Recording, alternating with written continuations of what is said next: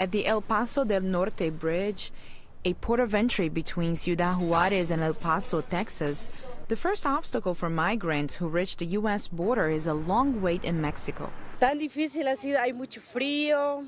This process is very hard. It's been very cold. Then the sun is too strong. We don't have shade or a way to protect ourselves, but we are here. Life is hard, but we continue to move forward. Está un poco duro la vida, pero ahí vamos adelante. About 200 migrants wait at the El Paso del Norte Bridge on most days to request asylum so they can enter the U.S. legally. But a caravan of thousands of Central American migrants is on its way, raising questions about the future wait times for asylum seekers at U.S. ports of entry. A large portion of those immigrants are actually doing it the way you're supposed to do it. So they're presenting themselves at port of entry where they're supposed to get screened and processed and then potentially get detained or paroled into the U.S. Immigration lawyers say a recent order by President Donald Trump restricting asylum to people who enter legally established ports of entry is in itself illegal, and the ACLU has filed a lawsuit against the order. So under U.S. law, anyone arriving in the United States, either at a port of entry or crossing in between a port of entry, is eligible to apply for asylum if they have a fear of return to their home country. Once they enter the U.S., anyone not traveling with small children will be put in indefinite detention.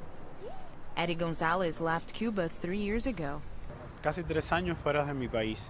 If I've been almost 3 years away from my country, 6 days sleeping here on the floor, what's 3 months detained in a prison? That's nothing.